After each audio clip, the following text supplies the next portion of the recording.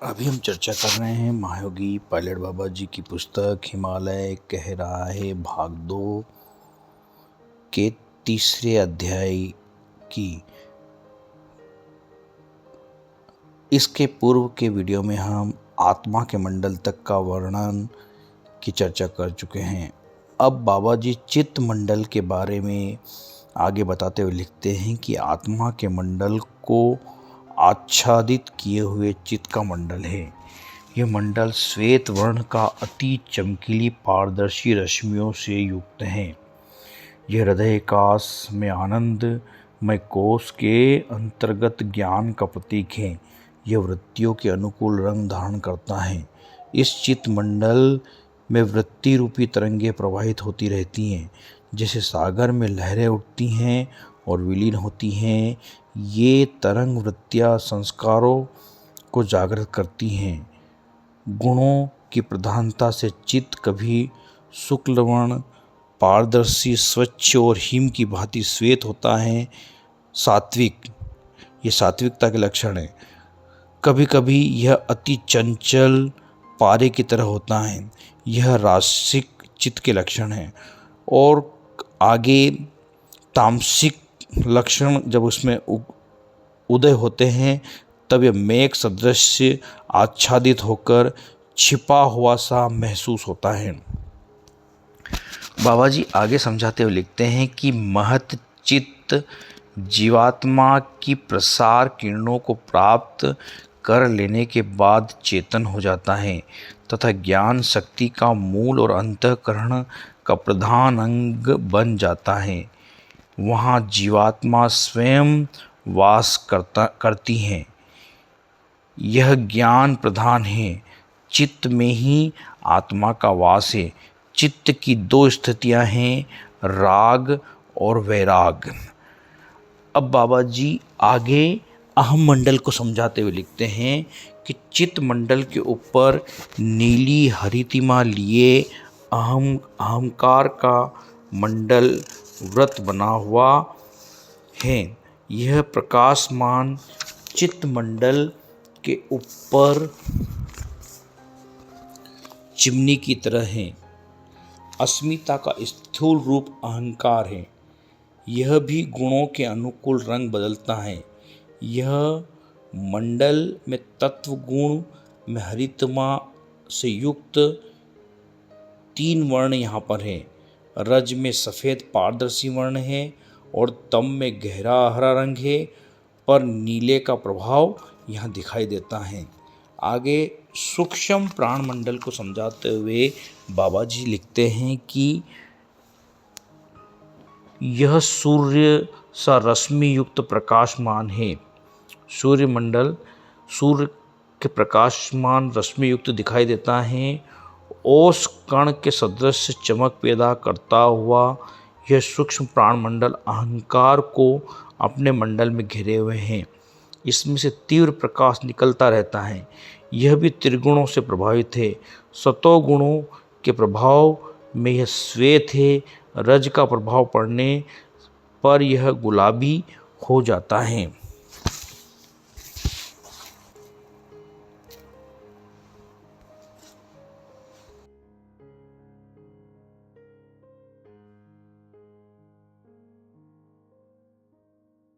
और जब इस पर तम का प्रभाव होने लगता है तब यह कोहरा सा घिरा हुआ वाष्प युक्त धूमिल दिखाई न पड़ने योग्य हो जाता है। इसकी गति शिथिल पड़ जाती है। सूक्ष्म प्राण चेतन आत्मा के अभाव से प्रसारित चित्त की क्रिया का स्थूल रूप है। अहंकार से परे इसका अस्तित्व दिखाई पड़ता है। यहाँ से सारे शरीर को गति मिलती है। शरीर में अवस्थित बुद्धि तत्व और मनस तत्व ब्रह्मरंध्र में से प्रवाहित किरणों द्वारा हृदय से संबंध बनाए हुए जीवन का संचार संपूर्ण शरीर में करता है। इस प्रकार कारण शरीर से सूक्ष्म शरीर में और वहाँ से भौतिक शरीर में प्राणों की क्रिया जारी रहती है। जैसे आभा मंडल में सूर्य का प्रकाश दिखाई देता है। आगे सूक्ष्म प्रकृति का मंडल के बारे में बाबा जी लिखते हैं कि प्रकृति सूक्ष्म प्राण के ऊपर वृत्ताकार रूप से छाई हुई हैं, जो पीले रंग की हैं। यह जीवात्मा का लिंग शरीर है, जिसे कारण शरीर कहते हैं। यह जीवात्मा के अनवरत संग की द्योतक हैं। यह सभी मंडलों को भीतर गर्भस्थ किए हुए बैठी हैं। इसका संस्कार रूपी वासनाओं से घिरी जीवात्मा से अटूट संबंध है। प्रलय में भी वासनाएं नहीं मिटती, क्योंकि जीव नष्ट न होने की कामना किए जगत में सदैव अस्तित्व की इच्छा लिए रहता है। स्मृति के अनुकूल संस्कार का संग प्रकृति मंडल के साथ बना रहता है, जो चेतन को प्राप्त होते ही भोग के लिए दौड़ पड़ता है। ब्रह्ममंडल, सबसे ऊपर ब्रह्ममंडल है। यह सभी मंडलों को अपने अंदर समाहित कर बैठा है। यद्यपि ब्रह्म सर्वव्यापक है, सर्वकालिक है, सर्वदेशीय है, तथापि हृदय काश में ब्रह्ममंडल सूक्ष्म रूप में अवस्थित है। हृदयांतर्गत आकाश का दर्शन करने की प्रकृति ने हमें क्षमता दी है।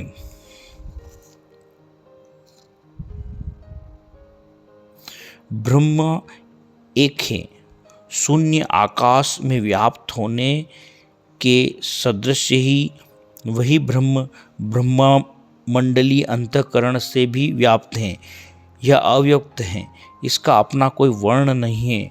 इसका शुक्ल पारद जैसे स्वच्छ श्वेत रूप में प्रत्यक्षीकरण होता है। सर्वतोमयी सर्वव्यापी होने पर भी यह ब्रह्म का दर्शन हृदय में होता है। यह आनंदमय कोश के अंतर्गत में दृश्य लिंग शरीर या कारण शरीर के रूप में माना जाता है। आगे और समझाते हुए बाबा जी लिखते हैं कि मूल यानी कि प्रकृति के महतत्वों के बाद शब्द, स्पर्श, रूप, रस और गंध, ये 5 तन्मात्राएं हैं। इनसे अन्य तत्व उत्पन्न होते हैं। 5 स्थूलभूत हैं आकाश, वायु, अग्नि, जल और पृथ्वी। और 5 ज्ञानेंद्रियां हैं श्रोत, त्वचा, नेत्र, रसना और घ्राण। इसके अलावा 5 कर्मेंद्रियों का वर्णन करते हुए बाबा जी लिखते हैं कि वाणी, हाथ, पैर, उपस्थ और गुदा 11वां मन है। ये 5 स्थूलभूत तथा मन के साथ 11 इंद्रियां प्रत्यक्ष हैं। इनसे आगे किसी प्रकार का सृजन नहीं है। जिन सूक्ष्म तन्मात्राओं द्वारा इनका निर्माण होता है, इनका अनुभव किया जा सकता है। यह अनुभव गम्य है। जब हम अंतर्मुख होकर देखते हैं, तब धीरे धीरे शब्द, स्पर्श, रूप, रस, गंध का ज्ञान होने लगता है। इन 5 के मूल उद्गम में अहम का मंडल का प्रभाव है। इसके ऊपर चित्त महतत्व अथवा अस्मिता की उपलब्धियां प्राप्त होती हैं। इसके ऊपर तत्व का आधिपत्य न देखकर महतत्व का मूल प्रकृति कला स्वीकार करनी पड़ती हैं, जो अनादि हैं। यह मूल कला हैं जो सत्य, रज, तम की न्यूनता या अधिकता में जगत के विभिन्न तत्वों तथा संज्ञा रूपों में प्रकट होकर सृष्टि करती हैं। कला ही त्रिगुणमयी है। इंद्रियों की उत्पत्ति सत अहंकार से और पंच तन्मात्राओं की उत्पत्ति तम अहंकार से होती है। दिशा और काल दोनों आकाश की उपलब्धि हैं।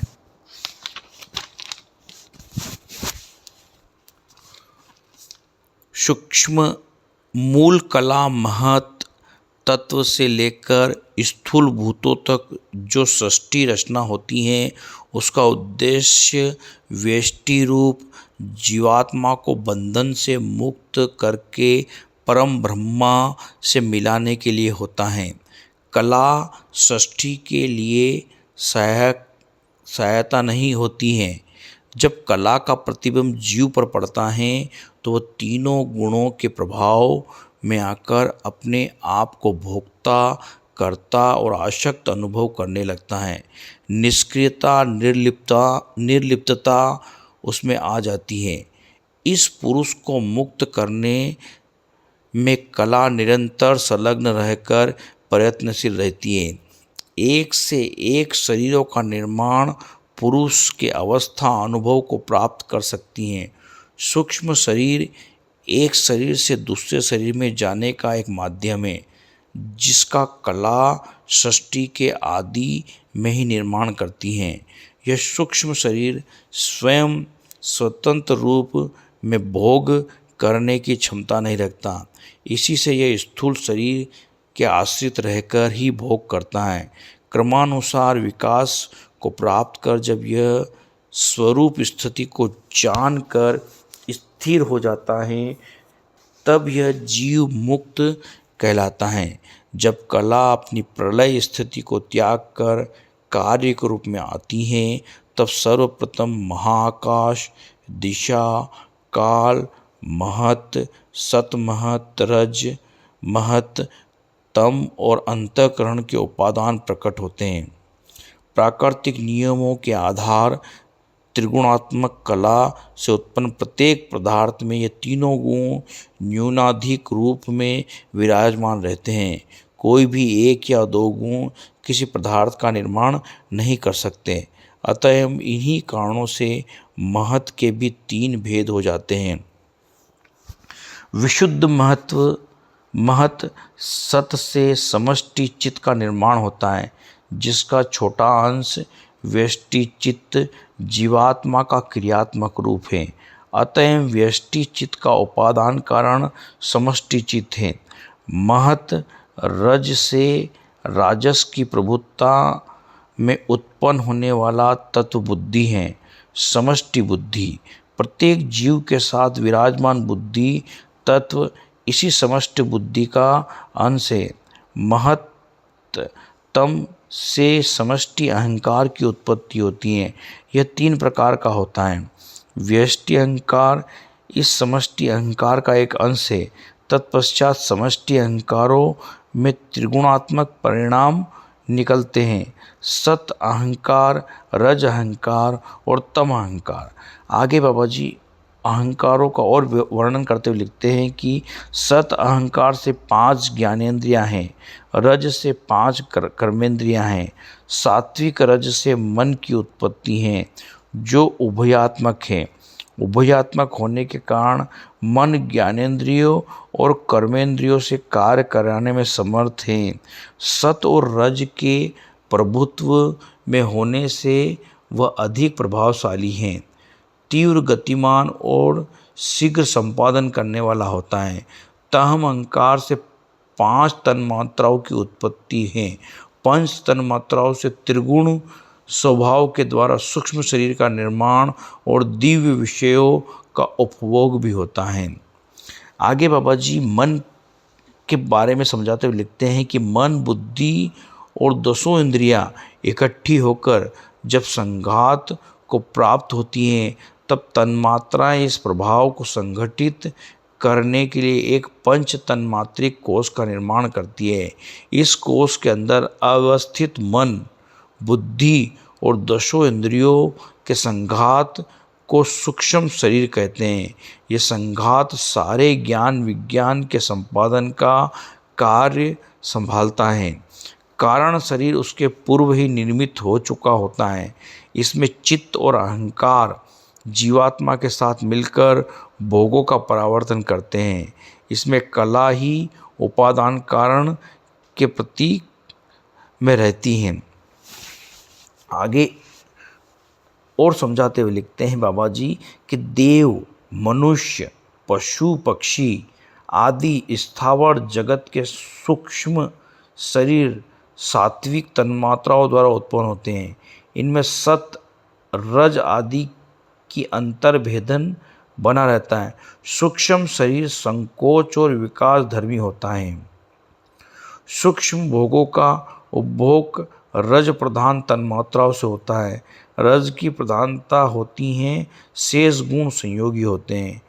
स्थूल महाभूतों का सृजन तम प्रधान तन्मात्राओं से होता है, शेष गुण विद्यमान रहते हैं। इसके पंच महाभूतों के सतभाग की प्रबलता और रज तम की शून्यता के विषय से मनुष्य, देव, गंधर्व योनियों के शरीर बनते हैं। अन्य पशु पक्षियों के शरीर निर्माण में तम रज की प्रधानता होती है। पृथ्वी, ग्रह, उपग्रह की उत्पत्ति तम प्रधान महाभूतों से ही है, जहाँ जीवों का निवास है। सृष्टि 3 प्रकार की होती है: देव सृष्टि, त्रियक सृष्टि और मानुष सृष्टि। देव में ब्रह्मा, प्रजापति, इंद्र, यक्ष, राक्षस और पिशाच है। त्रियक सृष्टि में पशु पक्षी, मृग, सर्प आदि हैं और मानुष सृष्टि में मनुष्य हैं। संपूर्ण सृष्टि जीवात्मा के भोग के लिए हैं। अविवेक तक ये भोग हैं। विवेक प्राप्त होने पर इनकी प्रवृत्ति अवरुद्ध हो जाती है। उच्च जन्म संस्कार जन्म होता है। मनुष्य जीवन को श्रेष्ठ इसलिए कहा गया है कि वह कर्म प्रधान है, इसमें विवेक है। चेतन 2 हैं, जीवात्मा और परमात्मा। जीवात्मा देह धारण करता है और परमात्मा देह धारण नहीं करता है। परमात्मा सच्चिदानंद ब्रह्म है। जीवात्मा में वह गुण नहीं पाए जाते हैं जो परमात्मा में है। यह चिद्रूप चैतन्य तो है पर आनंद रूप नहीं है, क्योंकि देह के बंधन में आकर सुख दुख का फल भोगने में इसे कष्ट उठाना पड़ता है। आगे समझाते हुए बाबा जी लिखते हैं कि मन कारण है और इंद्रियां भी हैं। कोई भी कारण या इंद्रियां व्यापक नहीं है। मन करण है और इंद्रियां भी हैं। कोई भी करण या इंद्रियां व्यापक नहीं है। करण और इंद्रियां व्यापक हो जाने पर वे अपने कार्य या विषय का निरंतर गतिशील रखती है, परंतु ऐसा नहीं होता देखा गया है। भोजन समाप्त करते ही भोजन की क्रिया रुक जाती है। चलते चलते थक जाने पर भी रुकना पड़ता है। इसी तरह करण या इंद्रियां व्यापक नहीं है, उनका कार्य निरंतर एक सा नहीं रहता। मन उभयात्मक होने से कार्य संपादन में लगा रहता है। आगे बाबा जी लिखते हैं कि अखिल ब्रह्मांड में लोक लोकांतर हैं, अनगिनत चांद और सूरज हैं। भिन्न भिन्न प्रकार के जीव अपने तत्वों की प्रधानता लेकर इन लोकों में निवास करते हैं। भारत भूमि भी इनमें से एक है, जो भगवान की, देवताओं की क्रीड़ा स्थली कही जाती हैं। अनेक बार परम ब्रह्म ने मनुष्य रूप में इस पावन पवित्र स्थली को अपनी क्रीड़ा से सुशोभित किया है। हिमालय ऋषि मुनियों की तप स्थली है। हिमालय मानव को ईश्वर के प्रति अनुसंधान स्थल बनने का निमंत्रण देता है। आज भी हिमालय में युगांतर योगियों, तपस्वियों एवं हजारों वर्षों से रह रहे महात्माओं का निवास है। इन्हीं में से कुछ दिव्य महापुरुषों के साथ मैंने कुछ समय व्यतीत किया है। मैं इन क्षणों का अनुभव और उन महापुरुषों का विवरण आप लोगों के समक्ष रख रहा हूँ, ताकि आप भी सतपथ पर कर्मशील एवं चिंतनशील बने और इन महापुरुषों की वाणी से कुछ प्राप्त करें।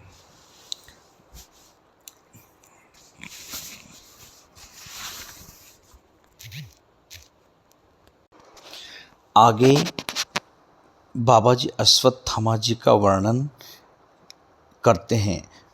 अश्वत्थामा जी के बारे में पूर्व में ही मैं एक वीडियो बाबा जी की इस पुस्तक से बना करके अपलोड कर चुका हूँ, उस वीडियो का अध्ययन करें। इस अध्याय में बाबा जी ने सूक्ष्म तत्वों के जटिल वर्णन किया है, जिसको समझना एक सामान्य मानव के लिए बहुत ही कठिन है। यदि इसको समझना है तो बाबा जी के पुस्तकों का अध्ययन कीजिए, खूब ध्यान कीजिए, और हो सके तो बाबा जी के सन्यासी शिष्यों के संपर्क में रहिए, वेदांत की पुस्तकें पढ़िए, खूब ध्यान कीजिए। ओम नमः शिवाय, ओम नमः शिवाय, ओम नमः शिवाय। जय महायोगी पायलट बाबा जी की।